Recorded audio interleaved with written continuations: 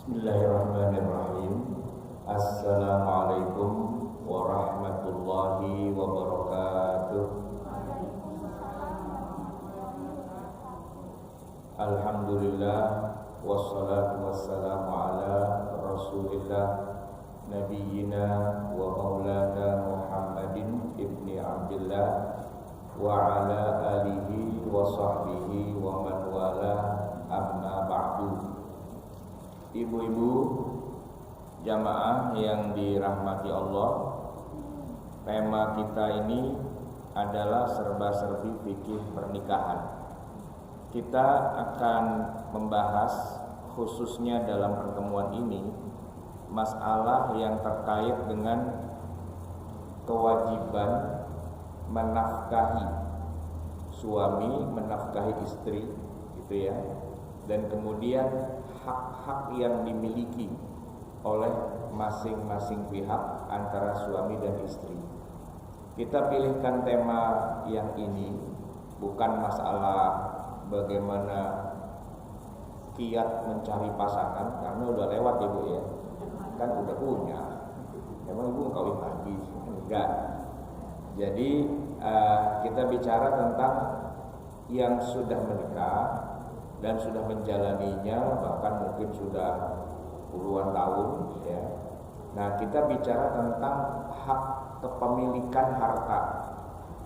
Hak kepemilikan harta antara suami dengan istri. Nah, ibu-ibu sekalian, saya akan awali kajian fikih nikah ini dengan satu prinsip, bahwa yang namanya pernikahan dalam Islam itu menghalalkan hubungan suami istri, tapi tidak menghalalkan harta benda. Menghalalkan hubungan suami istri. Ibu keluar rumah kan harus menutup aurat.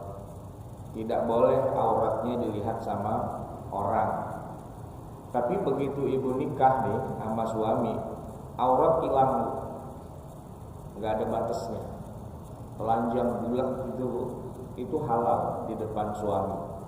Nggak ada lagi urusan aurat-auratan, ya. Tapi di depan suami doang, bukan di depan publik gitu ya. Nah, jadi halal. Hubungan suami istri itu halal, ya. Dan yang menjadi penting adalah bahwa walaupun seorang wanita sudah halal bagi suaminya, dia serahkan jiwa dan raganya, tapi ingat, pernikahan itu tidak menghalalkan harta. Harta tidak halal, Bu. Jadi kalau ibu punya duit, punya rumah, punya tanah, punya kekayaan, apapun lah yang ibu punya, itu begitu ibu jadi istri, itu tetap 100% milik istri. Suami sama sekali tidak punya hak sedikit pun dari hartanya istri. Tetap punya istri. Dan hartanya suami, begitu dia menikahi seorang wanita, gimana Bu? Itu harta suami apa harta istri apa harta berdua? Berdua aja Bu. Harta suami Bu. Istri tidak halal untuk menggunakannya kecuali diizinkan sama suami. Nah, tapi memang begini Bu, sebelum pernikahan itu dilangsungkan kan ada yang namanya ngelamar, khitbah ya Bu ya. Itu tahu nggak gunanya khitbah itu buat apa? Ya tentu buat saling kenal gitu ya. Tapi yang saling kenal maksudnya apanya yang mau dikenal? Bukan cuma sifat-sifatnya, bukan cuma kebiasaannya, bukan karena kecantikan atau kegantengannya. Tapi yang mau dikenal adalah lu mau kasih gua berapa nafkah. Itu yang paling pokok sebenarnya. Nah, makanya di zaman Nabi ya, para lelaki yang kalau mau menikahi wanita kok tarifnya tinggi banget, ya nggak tercapai atau tidak memungkinkan, maka disarankan mereka udah nikah aja dengan yang budak. Kalau budak tuh nggak usah pakai bayar, nggak usah pakai mahar, ya kan? Ya kalaupun ada maharnya seperangkat alat sholat gitu doang. Istilah kata itu mah ada di mana-mana. Tapi kalau menikahi wanita yang merdeka, yang mulia, yang punya nama syarifah, ya paling tidak 10 ekor onta lah Bu. Nabi itu ya ketika menikahi Khadijah, onta Bu 10 ekor. Bu, ada yang tahu nggak harga onta berapa? Nggak tahu ya, karena nggak ada yang jual ya. Yang gampang gini dah, sapi aja sapi. Sapi berapa Bu? 50 juta. Oke, anggaplah sapi aja ya. 50 juta kalau 1 ekor. Kalau 10 500 juta. Ada ibu nerima mahar segitu dari suami? Ingat-ingat dah Bu, dulu waktu dinikahi maharnya apa? Seperangkat alat. Nah itu kalau di zaman Nabi itu kelasnya kelas budak Bu. Kelas budak. Iya. Nah masalahnya adalah kita ini punya budaya begitu Bu. Jadi perempuan jangan matre, jadi perempuan jangan minta ini minta itu dan sebagainya. Udah gampangin aja. Bahkan dikutiplah itu hadis, sebaik-baik mahar adalah yang paling mudah gitu-gitu kan. Udah jadi kebiasaan Bu di kita, ya kan. Makanya kalau ada yang bilang saya maharnya mau kayak Khadijah dong, yang lain pada nyinyir, lagu sok sombong apa segala macam gitu. Padahal kalau di masa Nabi itu menjadi haknya seorang wanita. Kalau dia mau dinikahi, dilamar, nah waktu ngelamar tuh yang ditanya itu bukan apa-apa. Yang ditanya misalnya nih ya, ibu ini kan dulu waktu dilamar kan ada bapak ada ibu tuh. Nah kalau calon suami datang nih ke orang tua tuh nanyanya sederhana aja, emang ente punya duit berapa mau ngelamar anak saya gitu, ontaknya berapa biji gitu istilahnya, 10 apa 20 apa 30 gitu. Itu yang poinnya. Kenapa? Karena nikah itu ya harus pakai mahar, dan maharnya berapa itu ditentuinya waktu lagi khitbah. Kenapa waktu lagi khitbah? Karena kalau nentuinnya entar-entar aja bisa lupa dulu berapa ya waktu itu ya, nah gitu kan. Nah waktu khitbah itu ditentuin, sehingga kalau yang namanya pernikahan itu ya, seorang perempuan dinikahi, harta suami itu tidak halal bagi dia, ya memang. Tapi kan sebelum nikah suami wajib ngasih mahar. Apa maharnya? 10 ekor unta, 500 juta masuk dulu rekening. Baru kita ngomongin tanggal berapa, gedung yang mana. Itu dulu, ya kan? Nah, ibarat kata nih Bu, ternyata jodohnya nggak panjang, ya. Berumah tangga sebulan berantem mulu, pagi sore yang malam berantem aja. Kata suami, gua ceraiin lu. Apa kata istrinya? Kebetulan, ya kan? Kan 500 juta udah masuk rekening, udah nggak bisa diotak-atik itu jaminan. Mau ceraiin aja, ya kan? Gitu Bu. Itu tekniknya untuk cepat kaya tuh begitu. Ya, ibu nggak percaya. Ya begitu, ya kan? Makanya dikatakan pernikahan itu mitsaqan ghalizah. Tahu nggak Bu artinya mitsaqan ghalizah? Ikatan yang sangat kuat. Ya suami nggak bisa dong main pecat-pecat begitu aja bininya. Orang dia udah invest, mahal itu investnya, ya kan? Dan begitulah ajaran agama Islam aslinya. Sebelum diotak-atik sampai di Nusantara berubah Bu, ya kan? Nah kalau mahar cuma seperangkat alat sholat, terus dia kesel sama bininya, langsung dia bilang, kamu saya talak.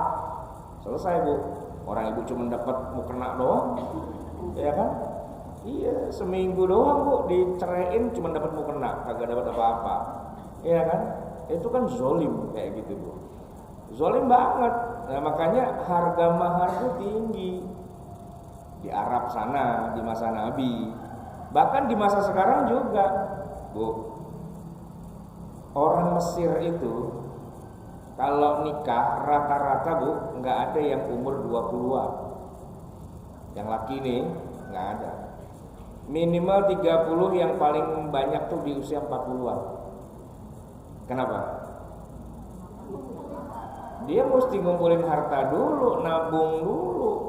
Karena mahar di sana tuh rumah Bu, rumah mafrusyah dengan isinya. Jadi nikah belum terjadi, rumah udah milik ibu duluan.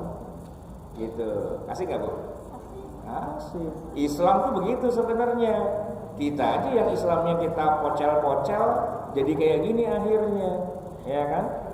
Jadi kalau mahar udah masuk duluan, rumah, suratnya lengkap kan dengan isinya gitu. Terus saya bilang, dalam Islam pernikahan itu harta istri, harta suami. Ibu setuju nggak? Setuju aja. Orang belum nikah aja disetorin duluan kok, ya nggak? Ya nggak Bu? Taruh deh yang gampang gini. Kadang-kadang ya, kita kan sering dengar cerita tentang apa tuh namanya kisah cinta Siti Nurbaya dengan siapa Bu?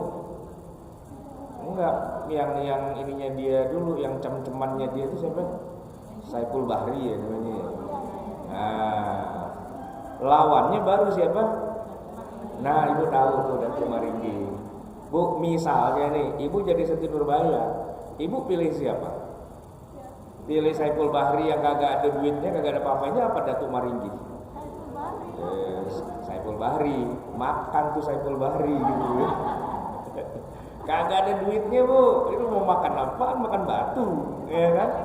Nah, bukan berarti, bukan. Ibu jangan lihat kakek-kakeknya, lihat kantongnya, ya kan? Nah, gitu. Jadi ini bukan saya ngajarin ibu-ibu matre, memang itu realistis, gitu, ya kan? Nah, makanya itu sudah ya di mana-mana begitulah, ya kan? Suami itu kan ar-rijalu qawwamuna 'alan nisa, ya kan? Laki-laki itu kan pemimpin bagi wanita. Kok tiba-tiba jadi pemimpin, apa urusannya? Lu saudara bukan, apa bukan, tiba-tiba jadi pemimpin kita suruh taat aja. Ngasih apa? Ya bima faddalallahu ba'dakum 'ala ba'din wa bima anfaqu. Ya karena dia yang punya duitnya. Anfaqu, memberi nafkah. Nafkah itu ada dua Bu. Bukan nafkah lahir, nafkah batin, bukan. Nafkah di awal dan nafkah selama pernikahan. Nafkah di awal sebelum pernikahan apa itu? Mahar. Mahar dulu. Bu, tahu nggak Nabi Musa nikah sama anaknya Nabi siapa ya? Nabi Syuaib, ya kan? Itu Bu, ketika Nabi Musa mau dinikahkan sama anaknya Nabi Syuaib, yang diomongin berdua tuh calon mantu sama calon mertua, yang diomongin apaan? Mahar. Kata Nabi Syuaib, ini Musa sih sebenarnya dia orang miskin, dia pelarian, orang diuber-uber sama Firaun gitu kan ya. Nah, cuman kan Musa punya tenaga, ya, dan orangnya jujur. Itu yang demen sih calon istrinya itu yang disebut dengan siapa namanya? Zulaikha gitu ya, apa Sofuro? Oh, Sofuro. Kalau Zulaikha bininya Nabi Yusuf ya. Sofuro itu bilang sama bapaknya, "Inna khaira man ista'jartal qawiyul amin." Yang paling bagus orang yang kita hire itu yang qawi, yang badannya kuat dan jujur, terpercaya. Nah, Nabi Syuaib males juga dia. Hire keluar duit, suruh kawinin aja, lu kawinin aja anak gua gitu. Kalau kawinin anaknya, tahu nggak apa untungnya? Ya nggak kena bayar kan, nggak perlu bayar, meng-hire nggak usah, nikahin aja, nikahin tuh. Saya punya anak dua, ya, ihdabnatayya, satu di antara dua putri saya kamu nikahin aja. Nabi Musa mikir, wah, aturan dapat duit malah suruh nikahin, jadi dia bayar, ya kan? Berapa Bu bayarnya? Dia nggak punya duit. Nabi Musa nggak punya duit. Berapa bayarnya? Kamu kerja di peternakan saya 8 tahun. Tapi kalau mau dilengkapin 10 tahun boleh. Boleh, bukannya turun malah naik. 8 tahun, tapi kalau mau 10 tahun cakep gitu dibilang. Jatuh-jatuhnya 10, Bu. Bu bayangin. Kerja 10 tahun nggak dibayar, Bu. Atau katakanlah dibayar tapi seluruh gajinya buat mahar. Coba hitung berapa duit, Bu. Hitunglah berapa duit. Ibu punya pembantu kan? Berapa ibu gaji sebulan? Taruh misalnya 2 juta sebulan. Setahun 24 juta. 10 tahun 240 juta. Nah itu maharnya, Bu. Segitu maharnya. Daripada saya meng-hire orang, saya bayar dia, mendingan lu nikahin aja anak gua, lu yang bayar ke gua. Gak punya duit, gak apa-apa, lu kerja aja 10 tahun. Itu mahar, Bu. Gitu. Bukan seperangkat alat sholat. Itu yang keliru di kita tuh itu. Dan ibu mau aja dibohongin sama banyak ustadz tuh tukang bohong semua tuh, Bu. Tukang bohong. Enggak begitu dalam agama Islam. Ya, mahar tuh tinggi. Biar wanita tuh punya nilai harga. Jangan dibohongin dengan cinta. Makan tuh cinta. Ya, Bu. Ya kan? Oke. Nah, balik lagi ke yang semula. Jadi sebelum pernikahan istri itu dikasih duit duluan, dikasih rumah duluan, dikasih semuanya. Maka ketika sudah pernikahan berjalan, modal udah masuk, Bu. Ya enggak? Tetap masih ada nafkah kan yang harus diberikan suami pada istri, ya harus juga, tetap. Tapi kalau di tengah jalan suami udah bosan nih sama bininya, saya cerai kamu, santai aja. Kenapa? Udah masuk gitu. Ya kan? Basicnya tuh sudah masuk, udah selesai. Maka dalam syariat Islam yang benar, suami malas menceraiin bininya. Males, Bu. Kenapa? Iya, hilang duitnya dia. Hilang duitnya dia. Dan dia juga tidak akan mudah poligami. Kenapa? Bu, maraknya poligami itu kan gara-garanya apa? Murah. Coba kalau semua wanita bilang, pokoknya kalau nggak rumah nggak. Ya dia mau poligami nih, kerja lagi dia 20 tahun untuk bisa dapat rumah, ya nggak? Nah, jadi gara-gara mahar tuh kagak dipikirin, Bu. Jadinya ya laki-laki dengan mudah berpoligami. Jadi kita melawan poligami itu bukan dengan apa-apa. Mahar beresin aja dulu. Tahu nggak kenapa di Bogor, Puncak, Cianjur banyak laki-laki Arab pada kawin di sono? Ya murah banget gitu loh. Nah, gitu kan. Sebenarnya, Bu, laki-laki di Indonesia kalau dia nikah tetap dia keluar duit banyak, tapi yang keluar tuh bukan buat mahar, sewa gedung, catering, gitu, Bu. Yang enggak aja itu, yang enggak aja, ratusan juta itu. Nah daripada buat sewa gedung, mendingan buat mahar. Kita walimah, undang tetangga aja kanan kiri makan kacang goreng sama teh manis selesai, Bu. Ya kan? Oh kagak seru ya, nggak apa-apa. Yang penting duitnya masuk, ya kan? Duitnya masuk, ya nggak? Bayangin coba, laki-laki nabung kerja untuk pernikahan, habis dalam sehari doang, Bu. Cuman buat catering kagak jelas, buat gedung kagak jelas, buat apa kagak jelas. Udah habis ratusan juta miliaran, besoknya dia cerai. Terus gunanya apa itu semua? Nggak ada gunanya kan? Cuman ngasih makan orang banyak doang, cuman bohnya doang, Bu. Tahu boh nggak? Ya boh itu biar tekor asal nyohor, kan? Nyohor emang, wah luar biasa hidangannya, wah luar biasa apa itu namanya, apa sih souvenirnya gitu kan? Wah luar biasa undangannya aja harganya, satu undangan harganya 50.000, bayangin coba. 2 bulan cerai. Terus gunanya apa itu? Ratusan juta miliaran untuk keluar buat apa? Kan nggak ada gunanya. Mendingan juga buat mahar ketahuan.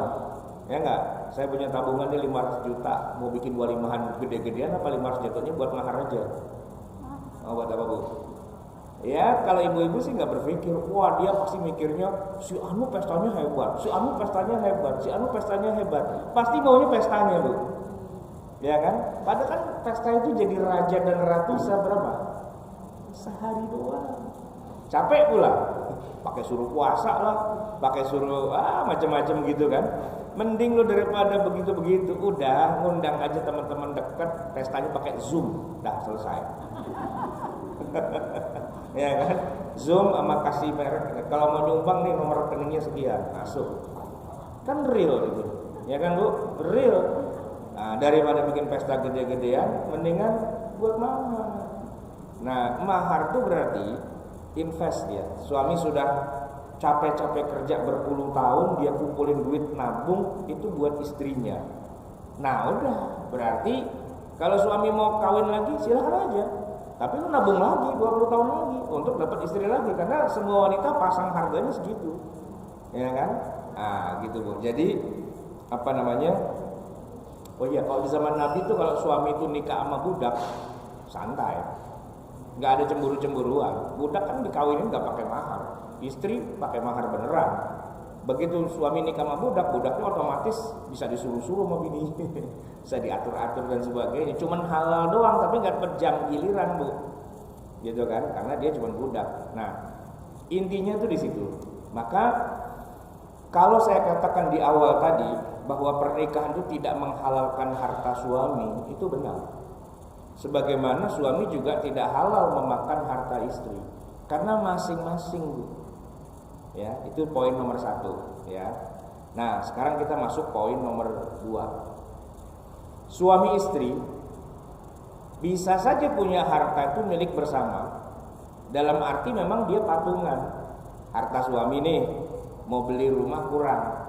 Kata istrinya, "Saya punya tabungan, Bang. Ya udah kita gabungin yuk, tabunganmu dengan tabunganku, kita beli rumah."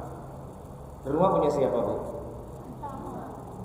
Punya bersama kan, karena memang modalnya patungan.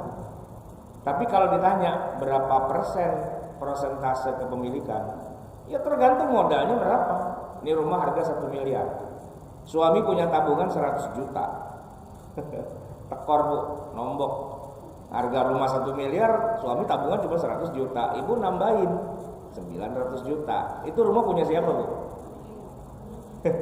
Ya punya berdua, tapi prosentasenya suami cuma 10%. Nah ibu yang punya 900 juta ya 90%. Jadi harta bersama itu oke-oke saja, asalkan angkanya jelas. Angkanya jelas. Milik bersama, iya. Orang kita patungan ya milik bersama. Tapi patungannya seorang berapa ini? Kalau misalnya 1 miliar, suami punya duit 500 juta, ibu nombokin 500 juta, ya itu namanya 50-50, iya. Tapi kalau suami cuman 100 juta, istrinya nombokin 900 juta, ya itu harta bersama, tapi kepemilikannya 1:10 dong, 1:9, ya kan? Begitulah harusnya. Maka ini yang nggak ada nih di kita selama ini, ya kan? Nggak ada. Nah satu lagi Bu, yang penting juga. Anggaplah rumah itu punya suami, ya karena dia yang beli, dia yang nabung, dia yang nyicil, dia apa. Kita mah sebagai istri ujuk-ujuk langsung tinggal aja di rumah itu. Saya tanya, itu rumah siapa Bu? Rumah suami kan? Ibu punya hak nggak di situ? Tergantung negonya sama suami. Nego dong. Apa negonya? Suamiku sayang. Masa saya nggak dikasih saham sih dari rumah ini? Kamu mau juga saham? Iyalah gitu. Berapa persen? Gimana kalau misalnya ini kan rumah kita bersama penuh dengan kenangan dan memori di sini nih, ya kan? Brojol anak banyak banget di sini. Emang saya nggak ikut patungan sih, tapi boleh nggak saya dikasih saham? Mau berapa? Ya 50% juga boleh Bang. Deal 50%. Berarti mulai hari ini rumah ini ya jadi milik berdua. Aku sebagai suamimu, sebagai pemilik rumah ini, aku berikan sahamku 50% padamu. Jadi milik berdua kan? Boleh nggak begitu Bu? Ya kalau suaminya mau, kenapa emang? Ya nggak? Tadinya cuman karyawan Bu, cuman karyawan, digaji bulanan, ya. Cuman karena dia karyawan itu teladan, baik banget, yang punya perusahaan bilang, kamu saya kasih saham mau nggak? Boleh Pak, berapa? 10% perusahaan ini kamu pegang sahamnya. Siap, kan dia jadi punya hak di perusahaan itu dong. Kalau udah punya hak dia nggak bisa diusir, gitu Bu. Kalau cuman karyawan lepas kan di PHK, wassalam sudah selesai, lu nggak punya hak dari rumah ini, gitu ya Bu ya.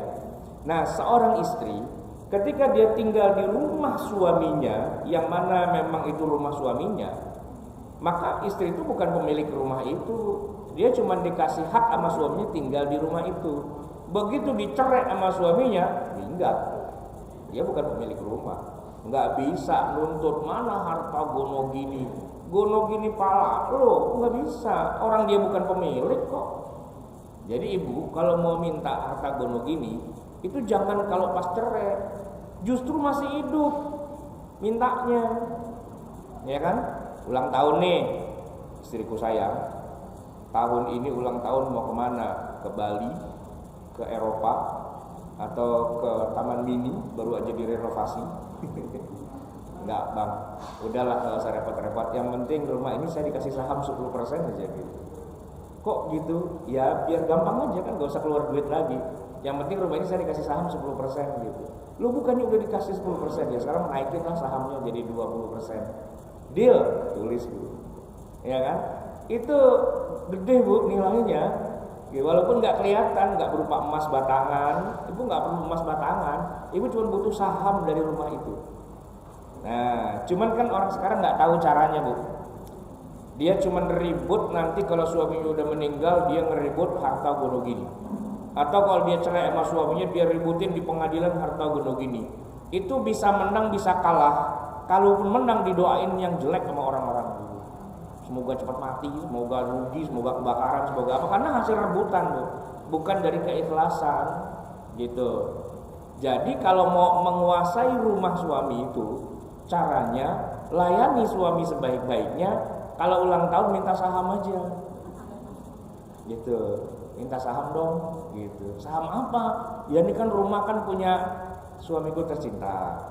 Aku kan di sini cuma jadi istri doang, sebagai yang disuruh-suruh beresin, suruh-suruh bayarin ini, bayarin itu dan sebagainya.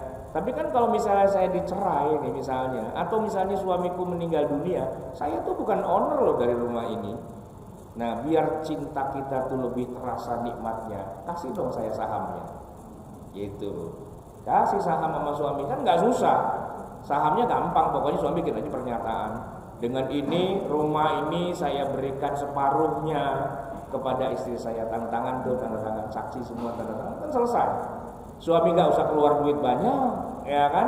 Istri juga langsung, wah ini 50% rumah ini punya saya. Misalnya nih Bu, cuma misal doang nih ya. Misalnya suami meninggal, bagi waris kan, ibu dapat 1/8, kecil nggak Bu? Kecil, tapi 1/8 dari jatahnya suami. Yang 50%, yang 50% itu udah milik ibu dari awal. Pinter nggak Bu harusnya? Ini gara-gara ngaji di sini jadi pinter gitu. Ya kan? Kalau cuma dikasih 1/8 kan dikit, ya nggak? Gara-garanya itu rumah masih milik punya suami dari masih hidup. Nah ibu minta aja sahamnya duluan, 50%. So ini rumah harga 2 miliar. Kalau ibu punya saham 50%, berarti nilai jual rumah ini misalnya 2 miliar, 1 miliarnya udah milik ibu duluan, tanpa harus ribut. Ngomongnya cuma di tempat tidur doang, ya nggak? Nah gitu, 50% saham Bang. Ya udah nih ambil 50% saham. Oke, suami cerai nih misalnya gitu sama istrinya, bawa ke gugat pengadilan dan sebagainya. Istri mah santai aja, nggak apa-apa ceraiin. Kenapa? Ini separuh rumah udah dikasih kok sahamnya buat saya. Saya nggak nuntut gono gini, udah pergi aja rumah perempuan baru, tapi separuh rumah itu punya saya dong. Gitu loh Bu. Tapi ngomongnya jangan pas lagi ribut, ngomongnya pas lagi akur-akurnya, pas lagi baik-baiknya. Ibu nggak usah lah minta liburan ke luar negeri, ke Bali, kemana, nggak usah minta beliin berlian apa segala macam, minta saham aja, saham rumah selesai udah gitu, ya kan? Jadi kepemilikan suami itu tidak bisa tiba-tiba jadi milik istri kecuali suami memberikannya. Nah gitu. Jadi Kalau suami memberikannya, ya tentu harus ada saksi dong, harus ada hitam di atas putih dan sebagainya. Itu sudah simple, sederhana. Dari awal emang udah begitu, ya kan? Nah, kenapa? Karena antara suami dan istri itu yang namanya harta milik masing-masing, kecuali suami memberikan kepada istri, berarti itu haknya istri. Dan haknya ada 3 tadi Bu, kita hitung dari awal ya. Pertama mahar, yang kedua nafkah, yang ketiga nih hadiah. Hadiahin dong. Minta hadiah apa istriku sayang? Gak usah macem-macem lah, saham aja. Saya nggak punya perusahaan, saham rumah ini aja. Gitu kan selesai, mudah banget gitu loh. Ya kan? Suami lagi sayang-sayangnya, masa kagak dikasih 50%? Dikasih Bu, gitu ya kan? Seandainya suatu ketika udah tua lah gitu ya, suami udah nggak ada, ibu tuh ya 50% dari rumah itu udah punya ibu tuh. Kalaupun dibagi harta dari rumah, kita bagi anak dapat sekian, ini dapat sekian, istri dapat 1/8 kan dikit. Nggak apa-apa, dikit, tapi ibu udah punya 50% dulu. Nah yang 50% baru ibu dapat 1/8-nya. Menang banyak nggak Bu? Menang banyak. Itu tekniknya, biar tahu aja. Jangan ribut gitu loh. Dari sekarang itu caranya begitu Bu, sedikit demi sedikit diporotin gitu suaminya. Ya karena kalau ibu ributnya itu melawan hukum masalahnya. Ya, melawan hukum. Ini saya kasih contoh yang melawan hukum. Rumah punya suami, begitu suami meninggal, tiba-tiba istri merasa rumah ini punya dia. Itu kan salah banget. Enggak begitu caranya. Enggak begitu. Rumah itu ya milik suami. Kalaupun istri mau dapat warisan dari rumah itu yang 100% milik suami, haknya cuma 1/8.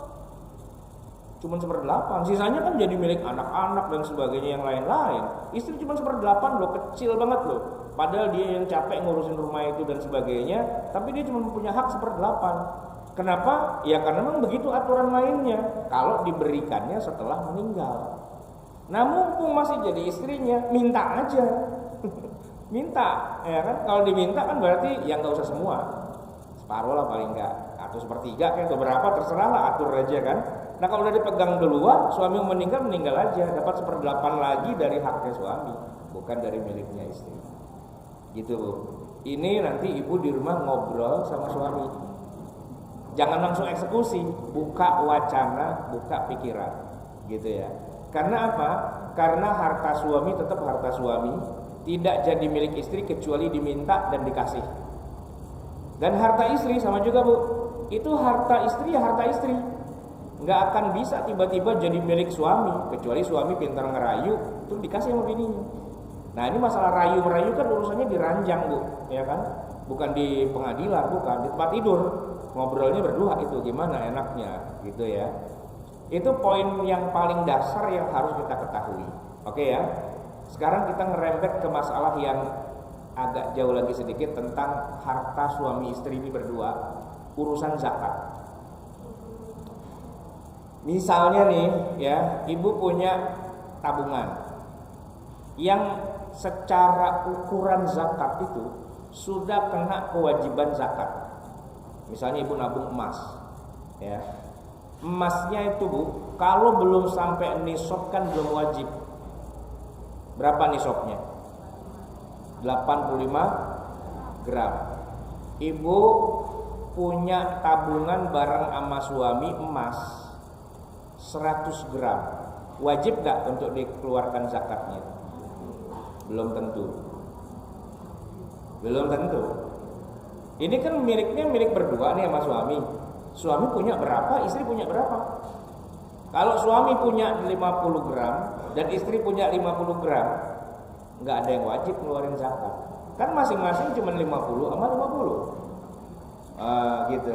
Tapi kalau 100 gramnya ibu punya 90 gram dan suami punya 10 gram, ibu wajib zakat. Suami enggak.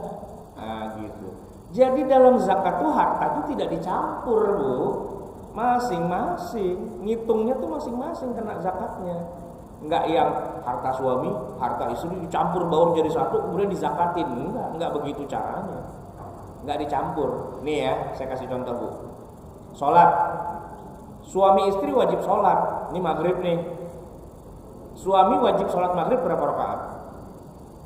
3 kan? Istri wajib berapa rakaat? Boleh nggak kata suami, ya udah sini saya wakilin deh, saya sholat 6 rakaat dan kamu nggak usah sholat. Bisa nggak begitu? Nggak bisa dong. Kenapa? Ya sholat itu masing-masing. Zakat juga masing-masing, Bu. Karena itu dalam Islam tidak ada pencampuran harta antara suami dan istri. Dimiliki bersama kalau wujud barangnya satu iya, tapi sahamnya harus ada. Gitu kira-kira, Bu. Ya, nyambung ya. Jadi zakat saja itu pun individualistik, tidak dicampur antara harta suami dengan harta istri. Jadi kalau misalnya ibu punya emas, punya perak gitu ya, atau punya apalah yang kena zakat gitu, itu bukan dicampur antara harta suami dengan harta istri, dihitung sendiri-sendiri, terpisah. Makanya waktu bagi waris pun gitu juga. Harta suami, misalnya suami meninggal, yang dibagi hartanya itu ya harta suami aja. Harta istri mah gak usah dihitung-hitung. Kenapa orang punya saya kok saya masih hidup, kenapa diikut dibagi? Enggak. Nah kalau yang meninggal istri, yang dibagi waris hanya harta milik istri saja. Harta suami enggak. Kenapa? Orangnya masih hidup, kenapa dibagi-bagi? Maka dalam Islam, harta suami adalah harta suami, harta istri adalah harta istri. Nah sekarang terakhir nih, sebelum saya buka dialog dan tanya jawab. Kalau nggak jelas gimana Pak Ustadz? Ini punya siapa? Gitu. Punya suami atau punya istri? Kalau nggak jelas, ada 2 caranya, Bu. Yang pertama kita tanyain langsung sama suami, Mas, ini punya siapa nih kira-kira jadinya? Dia punya kita berdua. Oke, saya paham. Tapi berduanya tuh dengan angka berapa persen? Itu harus jelas, Bu. Berapa persennya harus jelas. Punya mobil nih, punya berdua. Ya udah, ini berapa persen punya suami, berapa persen punya istri. Nah, sampai di situ mungkin suaminya bingung. Kenapa harus pakai persen-persen segala sih, bukannya milik berdua? Oh ya enggak, karena kalau pakai kalau enggak ketahuan, misalnya mobil ini rusak, nih yang wajib beresin siapa? Yang wajib ngurusin siapa? Kalau ada pemiliknya kan jelas, penanggung jawabnya adalah pemiliknya, kan begitu. Jadi nomor 1, tanyain langsung kepada suami, mumpung suaminya masih ada. Kalau dia bingung, puterin rekamannya video saya baru sekarang ini. Tuh, nonton. Gitu ya. Ini hasilnya ngaji nih, biar jelas kan. Nanti saya upload nih ke YouTube, nanti ibu saya kasih linknya, oke? Jadi ibu ngaji gak usah nyatet zaman sekarang, ya nonton, diputerin aja linknya, ya kan? Oke. Terus yang kedua, ini yang agak susah, Bu. Kalau suami udah nggak ada, kalau suami udah nggak ada, ya Bu, kesalahan yang sering terjadi lah istri merasa salah sendiri, kenapa lu mati? Berarti punya gua semua ini. Itu keliru, Bu, dari awal. Dari awal keliru, Bu, ya kan? Karena merasa milik berdua. Pemiliknya ada 2. Kalau miliknya yang satu mati, ya berarti dia nguasain gitu kan? Nah, itu keliru banget, Bu, dari awal. Salah banget itu cara berpikir seperti itu, ya kan? Nah makanya kalau ini banyak nih kasusnya, ya kan? Ada orang mau bagi waris, saya tanya, Bu, itu warisan apa bentuknya? Rumah? Rumah siapa, Bu? Ya rumah suami saya sih. Kalau rumah suami ibu, berarti ibu cuma dapat 1/8, Bu. Ya enggak lah, milik berdua. Berduanya 50-50, Bu. Wow, itu belum sempat diomongin. Nah, ibu ziarah ke makam suami, tanyain tuh. Tanyain gitu. Soalnya kalau memang benar itu 50-50, ya nggak apa-apa, kita belah 2 dulu. Yang jatah ibu jangan diotak-atik, yang jatah suami aja yang kita otak-atik, gitu kan? Tapi kalau ibu bilang bahwa rumah itu milik berdua, tapi suami meninggal tiba-tiba si istri yang merasa pemilik tunggal, itu keliru dari awal. Enggak dong, enggak pemilik tunggal dong. Enggak mentang-mentang yang punya mati terus, nah kebetulan lo mati, sini gua kuasain. Enggak bisa begitu, Bu.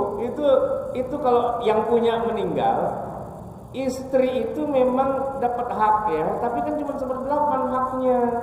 Enggak tiba-tiba jadi 100%, enggak. Tapi memang itulah masalahnya, Bu, di kita. Ya, hampir semua pasangan berpikirnya kayak gitu. Enggak yang meninggal suami, enggak yang meninggal istri. Ini saya punya teman istrinya meninggal. Terus semua harta yang milik istrinya tiba-tiba jadi punya dia. Ya, saya bilang enggak begitu. Itu hak istri, ya kan? Ente sebagai suami, ya dapatnya sebagai ahli waris bisa dapat 1/4 atau 1/2 gitu. Karena istrinya nggak punya anak, dia dapat setengah gitu. Tapi teman saya ini protes, bukan begitu Pak Ustadz. Ini harta kan wujudnya rumah, itu adalah mahar saya kepada dia. Harganya 1 M rumah itu. Mahar lu.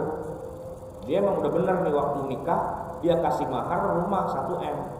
Tapi setelah itu istrinya meninggal. Nah dia nanyanya gini, berarti kan rumah balik lagi jadi punya saya dong Pak Ustadz?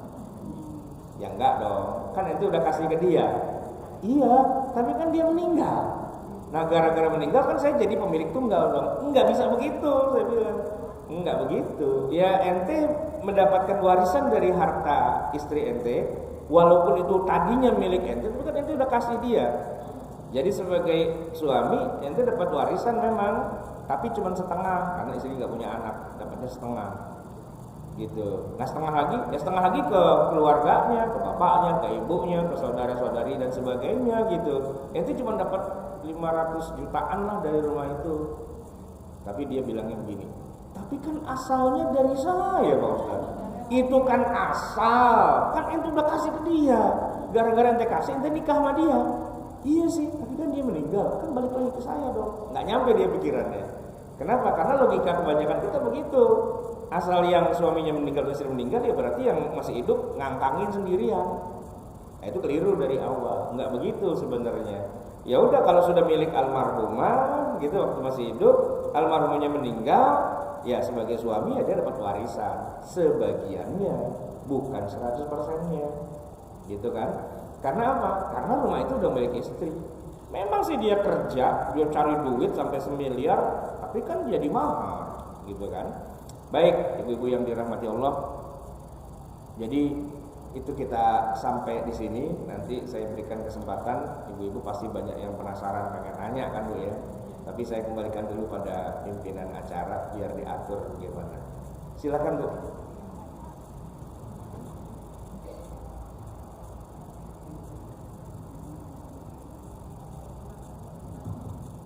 Terima kasih Bapak. Sekarang kita membuka sesi pertanyaan ya Ibu. Silakan yang ingin bertanya. Ibu yang kita.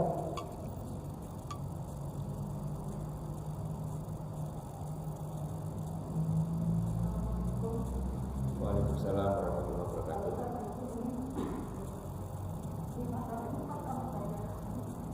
Iya Bu, silakan.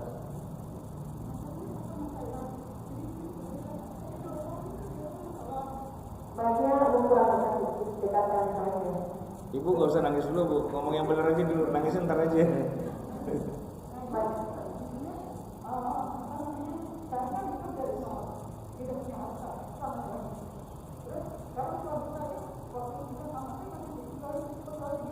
Iya.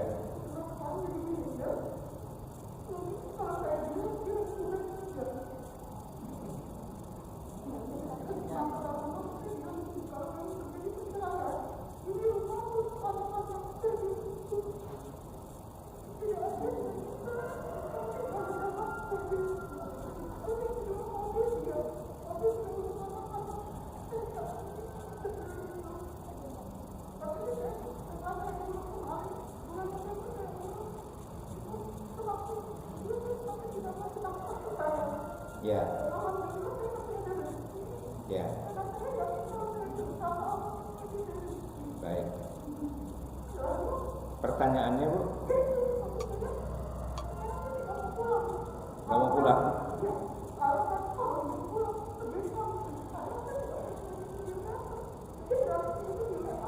Ya.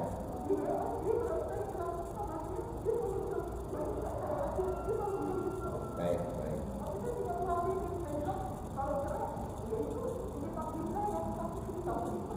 Ya.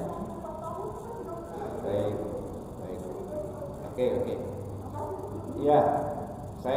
bisa nangkep secara 100% karena ibu lebih banyak nangisnya daripada pertanyaannya. Tapi nggak apa-apa. Jadi gini bu, saya kasih jawaban yang secara menyeluruh aja ya. Ini bu, seorang istri itu kalau dia dizalimi oleh suaminya dalam urusan harta benda, ya istilah kata dia punya hak tapi kemudian haknya nggak diberikan dan sebagainya, itu tenang aja bu, pasti akan kembali kepada pemilik yang berhak, ya kan? Cuman memang ada dua pilihan, bisa jadi Allah kembalikan itu di dunia, atau bisa jadi Allah kembalikannya di akhirat. Ibu mau pilih yang mana? Hak ibu kembali di dunia apa kembalinya nanti di akhirat? Masing-masing ada keuntungan, tinggal pilih aja. Atau ibu bilang terserah Allah dah gimana gitu ya. Gini bu, kalau kembali di dunia berarti Allah kasih hidayah nih, ya kan, pada suami. Dia tidak lagi menzalimi istrinya, dia akan berikan semua hak pada istrinya. Itu kita bersyukur. Tapi kalaupun tidak, tetap Allah akan kembalikan nanti di akhirat. Cuman bukan dalam bentuk harta bu. Dalam bentuk apa? Pahala. Jadi yang ibadah itu kan dia, cuman pahalanya ditransfer ke kita. Kalau dia punya pahala, masalahnya dia punya pahala apa enggak?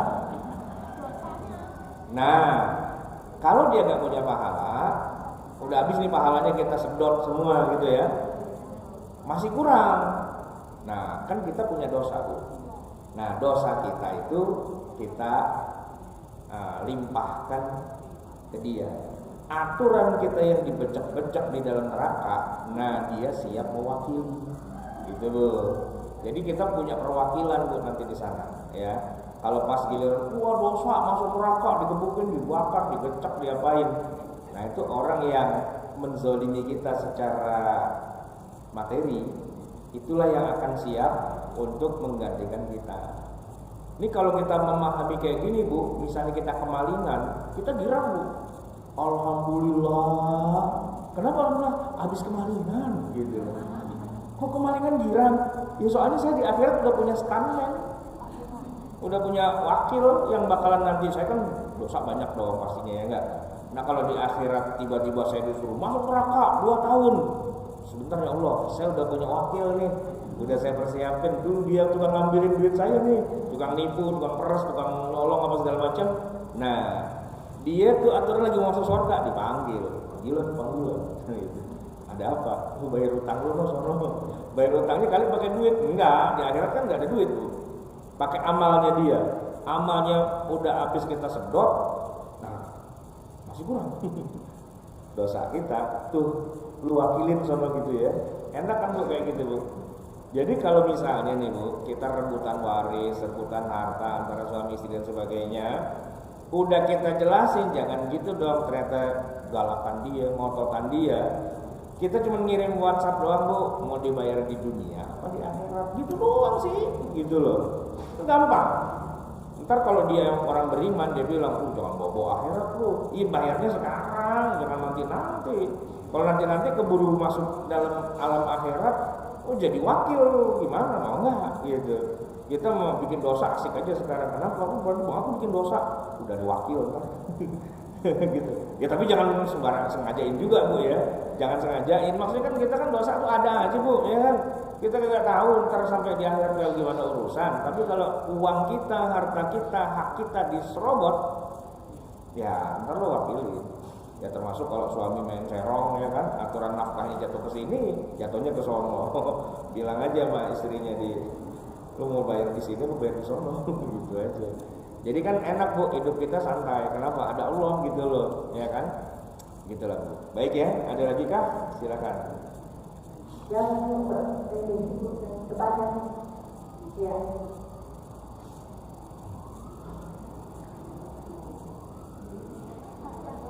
Iya silakan bu, silakan.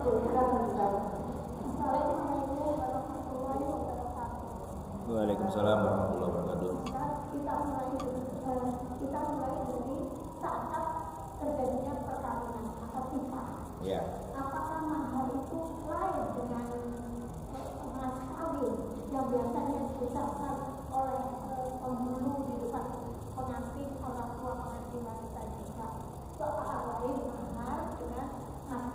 Ya sama, mahar ya mas kawin.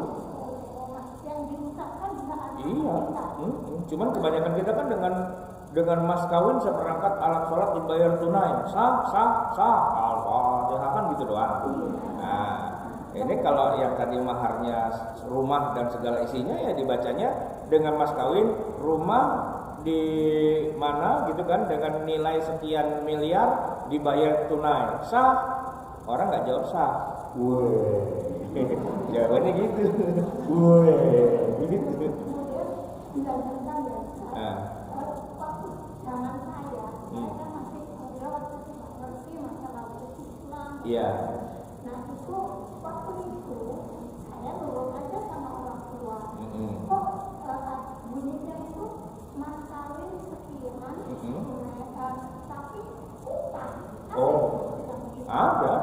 Karena mungkin waktu itu suami ibu belum bisa bayar secara tunai kan, diutang, ya berarti ngutang, tagih aja sekarang, nyicil. Kan sekarang kita semua beli rumah ngutang, beli mobil ngutang, ya bu, ya nggak? Itu mobil keren-keren di jalan tuh belum tentu udah lunas loh itu, ya kan? Makanya saya kalau disalip sama orang naik mobil tuh kadang-kadang saya suka salip lagi, woi nyalip barengan lu udah lunas belum? Belum pak, jangan nyalip, belum lunas nyalip, gitu. Kemudian itu udah dalam perkawinan. Biasanya suami itu kan males ngurusin harta kerjanya. Iya. Semua diserahkan istri. Iya. Kayak dia beli rumah berapa? Iya. Udah sama aja deh sama kamu. Nah itu setelah suami meninggal, padahal semua atas nama istri. Bagaimana itu pembagian dengan anak-anaknya yang masih hidup? Iya, kalau masalah atas nama sih ya bu, silahkan aja. Tapi kan namanya ibu pasti kan nggak akan nipu kan? Iya, nggak akan nipu, nggak akan istilahnya mengkhianati gitu kan? Ya gini, kalau memang cuman pinjem nama, ya, nah ibu dari awal tahu bahwa walaupun itu pakai nama ibu, tapi ibu cuma dipinjam doang namanya. Kasihlah penjelasan dalam bentuk tertulis bahwa ini tanah, rumah, apa segala macam nama saya, tapi saya bukan pemiliknya. Pemiliknya tetap suami. Bikin catatan kayak gitu. Nanti kalau kapan waktu lagi ngobrol-ngobrol sama anak apa segala macam, informasi itu penting gitu. Jangan mati dulu sebelum jelasin itu pada anak-anak. Iya dong, kalau perlu pada saat istri lagi dipinjam namanya, anak-anak itu suruh tanda tangan di situ. Tanda tangan bahwa oh rumah ini atas nama ibu tapi pinjam nama doang. Tetap miliknya milik ayah gitu. Walaupun anak-anak itu masih kecil bu, dalam arti ya istilahnya belum orang dewasa banget, tapi dia sudah baligh, itu disuruh tanda tangan. Jadi dia tahu rumah ini rumah papa tapi pinjam nama mama. Gitu. Kenapa? Karena nanti mereka juga yang akan kelimpungan kalau antara fakta dengan data yang ada di dokumen itu kok beda. Itu kewajiban orang tua menjelaskan pada anak. Ini rumah atas nama mama tapi punya papa. Ya kan? Itu tanah itu atas nama ini tapi punya mama gitu. Ya kan? Nah, itu yang sebelah sana kebun itu jangan dijual. Kenapa? Punya orang. Nah, misalnya gitu. Ini harus jelas gitu. Iya dong. Gitu Bu ya. Oke. Baik, silakan ada lagi. Udah pegang mikrofon nih Bu. Ya, silakan Bu. Assalamualaikum warahmatullahi wabarakatuh. Waalaikumsalam warahmatullahi wabarakatuh. Misalnya gini ya, ada suami istri, suaminya mendiam, terus hartanya itu, tapi yang dia punya anak. Terus hartanya itu separuh untuk suami, separuh untuk istri. Tapi kesalahannya itu sudah itu surat perjanjian gitu. Nah, bisa ketika terus apakah nanti surat perjanjian itu dia kasih ke saudaranya ke pastor apa gitu kan? Nah, kalau surat perjanjian apakah bisa menuntut saudara-saudaranya hartanya itu dari suaminya? Kalau suami belum tinggal, terima kasih Pak Ustaz. Ya, jadi kalau kita mau halal harta kita, ya kita jujur aja, nggak usah nuntut, ya kan? Artinya kan waktu masih hidup kan semua tahu ini harta nih suami, ini harta istri apa segala macam, itu nggak apa-apa loh dipamerin, dalam arti dikasih tahu kepada keluarga, jangan cuma dirahasiain ya. Jadi kan kita suka tuh ada yang namanya orang syukuran haji, syukuran umroh, syukuran punya rumah, syukuran kan banyak tuh bersyukur gitu kan. Itu sebenarnya salah satunya gunanya agar orang jadi tahu bahwa oh ini punya siapa, oh ini punya siapa gitu loh, ya kan?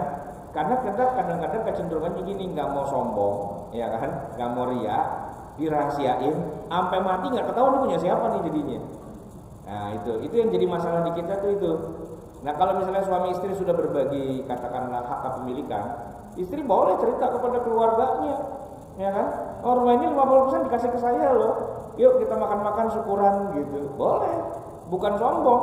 Itu namanya tahadus bin ni'mah. Nanti kalau ada apa-apa dan sebagainya, malah anggota keluarganya ngasih tahu, oh iya, ini kemarin waktu itu udah dikasih, ini ada suratnya, ini ada berita acaranya, ini ada peristiwanya, ada kejadiannya. Jadi nggak hilang ditelan waktu gitu ya. Tapi emang udah dideklarasikan, udah diumumkan kepada keluarga. Jadi nggak salah menceritakan gitu. Misalnya tadi kan ibu ngerayu suami nih, mau dikasih saham 50% dari rumah gitu kan, nggak apa-apa, makan-makan aja, undang keluarga dan sebagainya. Ada apa nih? Alhamdulillah saya dapat apa karunia dari suami, dapat hadiah apaan? Ya rumah ini 50% dikasih ke saya. Ibu cerita aja sama saudara-saudara, nggak apa-apa makan-makan. Jadi semua tahu, oh gitu, berarti rumah ini suami 50%, istri 50% ya. Iya, jangan dirahasiain. Karena kalau dirahasiain, dokumennya hilang, ribut loh, berantem loh. Ya kan? Mendingan dibongkar aja sekalian dari awal. Semua juga sudah tahu bahwa rumah ini 50%-nya dikasih kepada istrinya. Tanggal sekian, waktu itu kan kita hadir makan-makannya, kan gitu kan. Jadi semua tuh clear dari awal, bukan disembunyikan, bukan dirahasiakan. Nanti kalau begitu caranya, orang memiliki tafsiran-tafsiran yang beda-beda dan itu bikin berantem. Ya. Itu yang harus kita pahami itu kayak gitu. Saya punya cerita nggak enak Bu tentang hal itu. Ini keluarga saya sendiri. Jadi gini, masih bibi saya perempuan. Waktu itu anak-anaknya itu datang ke rumah saya, nanya. Pada nanya, saya bilang, kamu nanya gitu ya. Jadi ceritanya gini Bu, ibu mereka baru saja meninggal, lalu mereka berbagi waris. Rumahnya itu kena pelebaran jalan Bu, ya kan? Cuman terjadi ribut adalah begini.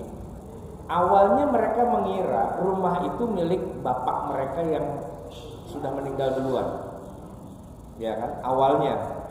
Tapi ternyata setelah mereka udah mau jual, mau lepas tanah itu, begitu dilihat, lah ini kok tanah namanya nama ibu kita. Sebenarnya sih mau itu tanah punya bapak mau punya ibu nggak ada urusan sebenarnya, sama aja kan, mereka tuh ahli waris. Cuman ada kasusnya begini Bu, waktu sebelum ibunya meninggal ada satu anak nomor 1 itu udah meninggal duluan Bu. Udah meninggal duluan. Jadi kalau diurutin yang meninggal tuh aslinya bapaknya dulu, setelah itu anak nomor 1, setelah itu baru ibu, ya. Nah, tanah ini punya siapa? Tadinya mereka berasumsi tanah itu punya bapak. Sehingga kalaupun sekarang kita bagi waris, anak pertama yang mati duluan dapat warisan enggak? Dapat, karena dia hitungannya masih, ya istilahnya masih anaknya dan hidup ya. Waktu bapaknya meninggal dia kan hidup gitu kan. Jadi kan harusnya dapat. Tapi yang jadi masalah ternyata di dokumennya tanah itu bukan punya bapak, punya ibu. Kalau punya ibu dan ibunya matinya belakangan, anak pertama dapat enggak? Enggak. Ya kan? Salah sendiri kenapa mati duluan gitu ya. Yang dapat kan berarti anak-anaknya yang sekarang masih hidup.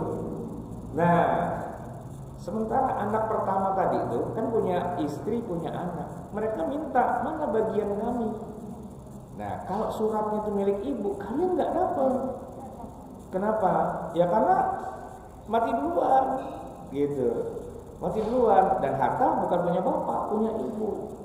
Cuman kata si istri dan anaknya, anak pertama bilang, Ya nggak mungkin lah tanah itu punya ibu, kan ibu cuma ibu rumah tangga. Yang kerja, yang cari duit kan bapak, cuma pinjam nama doang. Nah yang lain bilang, ya kita nggak tahu bagaimana kejadiannya. Apakah itu punya bapak atau punya ibu? Secara realnya sih ini namanya nama ibu. Kan berantem tuh dua pihak. Itulah mereka pada ke rumah saya, nanya. Nah, saya jawab, kamu nanya, gitu kan? Maksud saya gini, saya tanya, itu yang meninggal ibu kalian? Itu yang meninggal bapak kalian? Iya, iya kan? Nah pertanyaannya, itu nanyanya ke saya, iya mana ketek, kan bapak kalian, ibu kalian, kenapa nanyanya ke saya? Saya juga belum lahir cuman segitu. Ya kali Pak Ustadz tahu, ya kagak lah, mana saya tahu. Tanya aja no, ziarah lagi ke kuburan, nanya sama bapak sama ibu, ini tanah siapa sih sebenarnya, gitu kan? Siapa tuh pada dapat wangsit, gitu kan? Tapi dalam hati saya mikir, itulah bapak ibu tuh main mati-mati aja. Iya kan, harusnya kan jelasin dulu kepada anak-anaknya, ini tanah punya bapak, cuman bapak waktu itu ya udah pinjam nama ibu aja, nanti cara bagi warisnya gini-gini ya. Itu dong ngomong kayak gitu dulu waktu masih pada hidup. Bu, kalau waktu bisa kita putar mundur tuh bu, slot gitu ya. Atau saya bisa pakai mesin waktu balik lagi, saya akan omel-omelin tuh bapaknya, woi kasih tahu lu anak lo, main mati-mati aja gitu, ntar jadi masalah di kemudian hari. Dan bener sekarang jadi masalah di pada berantem.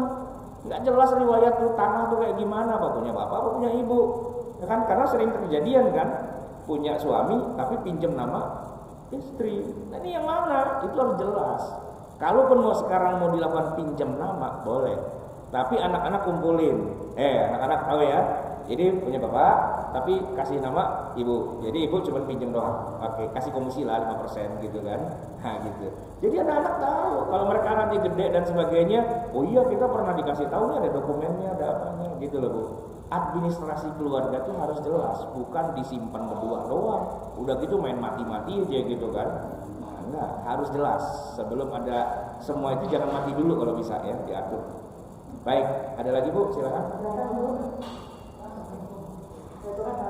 Iya silakan.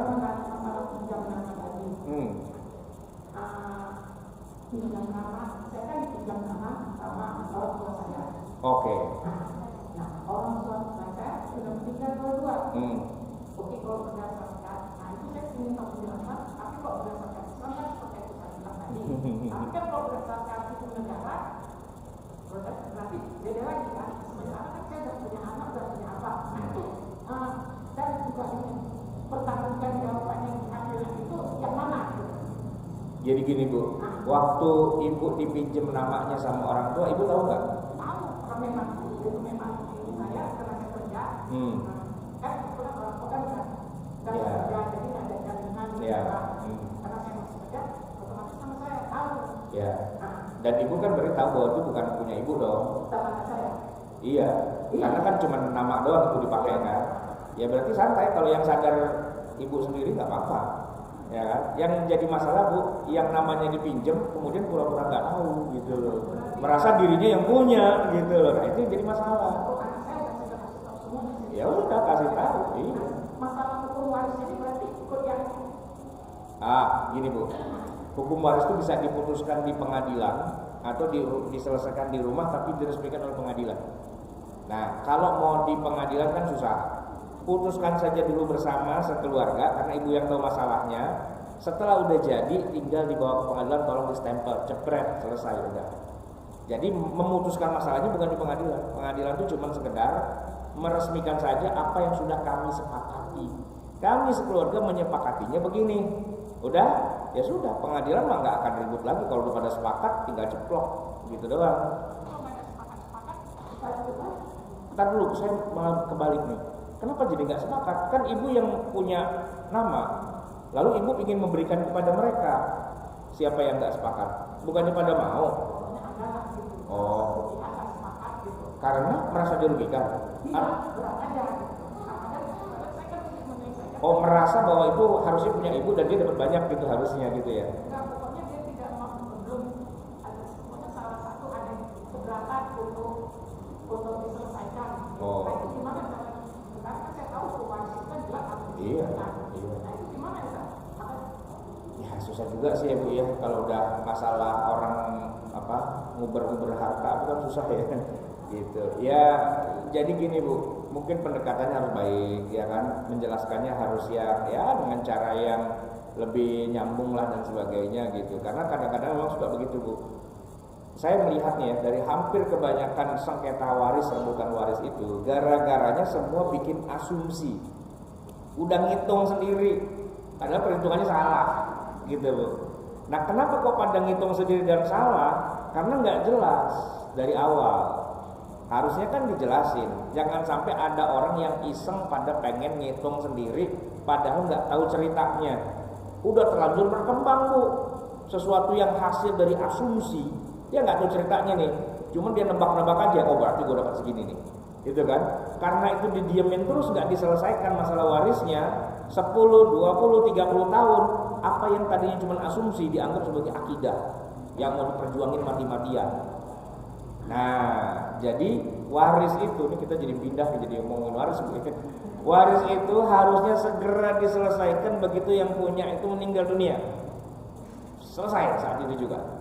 Gak usah ditunda 10 tahun, 20, 30 tahun. Nanti akhirnya akan ada muncul orang yang berupaya untuk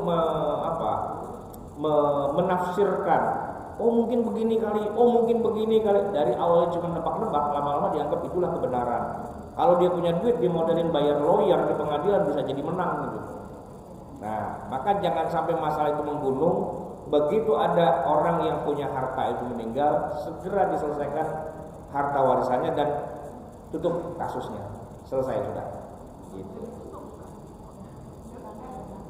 Ya karena udah terlanjur membesar, udah terlanjur jadi tsunami gitu istilahnya. Kalau udah terlanjur besar kan kita mau ngapain susah. Api Bu, ketika masih kecil padamkan. Ketika udah kebakaran segede gitu, yang punya pemadam kebakaran juga pusing gimana ngematiin ya kalau udah kayak besar kayak gitu kan. Nah, ya saya sih nggak tahu ya ntar bagaimana, semoga Allah memudahkan jalan keluarnya. Tapi intinya jangan biarkan api itu membesar, ya kan? Jadi kompor matiin, jangan bakar lilin sembarangan. Dan intinya gitu kan, kita menjaga. Kalau ada harta waris, harta suami istri dan sebagainya itu selesaikan urusannya sebelum ini nanti membesar, sebelum anak dan cucu kita pada jadi orang gede dan kemudian mereka nggak tahu cerita dan mereka pada ribut berantem sesuatu yang mereka nggak kuasai sebenarnya.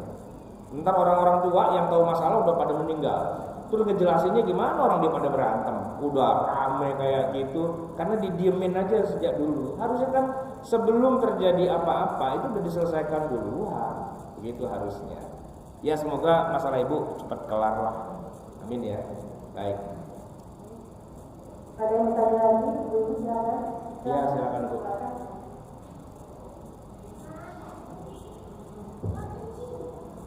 Assalamualaikum warahmatullahi wabarakatuh. Waalaikumsalam.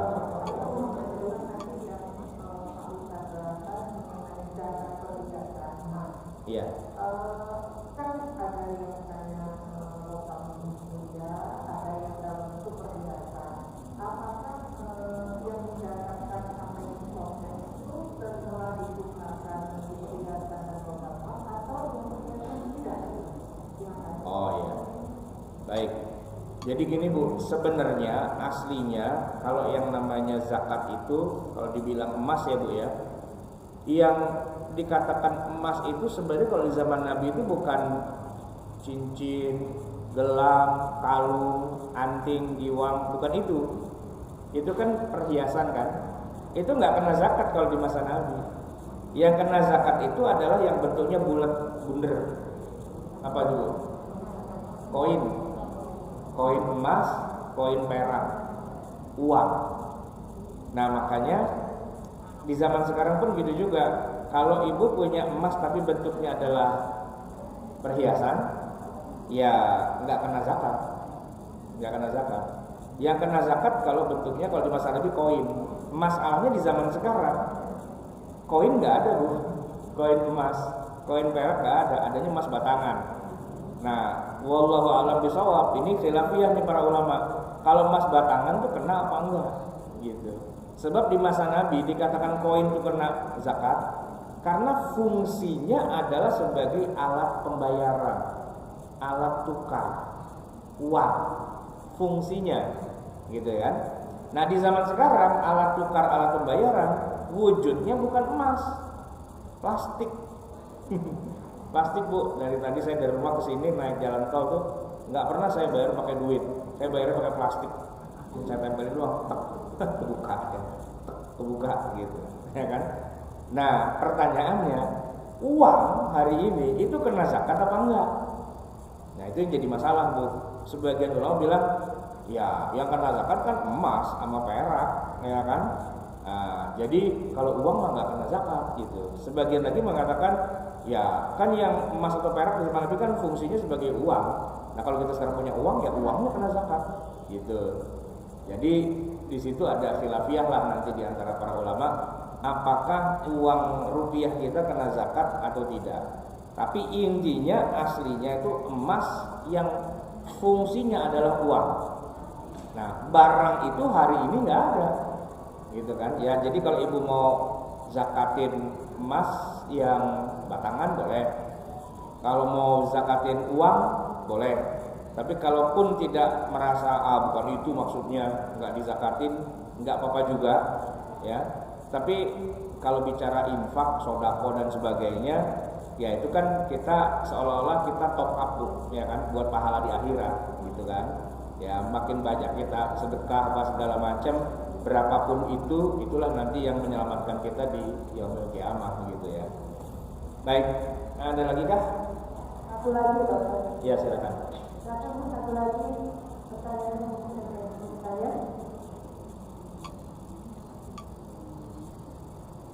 Tutup ya. Tutup kalau saya. Oke. Ya. Berarti kita cukupkan sampai di sini ya. Baik, bismillahirrahmanirrahim. Alhamdulillahirabbil alamin, hamdan yuwafi ni'amahu wa yukafi mazidah.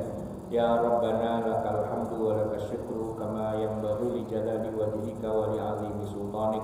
Allahumma salli wa sallim wa barik ala sayyidina Muhammadin wa ala ali sayyidina Muhammad. Rabbana zalamna anfusana wa illam taghfir lana wa tarhamna lanakunanna minal khasirin. Rabbana amanna bima anzalta wa taba'na ar-rasula faktubna ma'asy syahidin. Rabbana la tuzigh qulubana ba'da idh hadaytana wa hab lana min ladunka rahmah innaka antal wahhab. Rabbana atina fid dunya hasanah wa fil akhirati hasanah wa qina adzabannar. Wa sallallahu ala sayyidina Muhammadin wa ala alihi wa sahbihi ajma'in. Subhana rabbika rabbil izzati amma yasifun wa salamun alal mursalin walhamdulillahi rabbil alamin. Wassalamualaikum warahmatullahi wabarakatuh. Waalaikumsalam warahmatullahi wabarakatuh. Alhamdulillah, insyaallah apa yang beliau sampaikan dapat kiranya kita imani dan kita laksanakan supaya kita dapat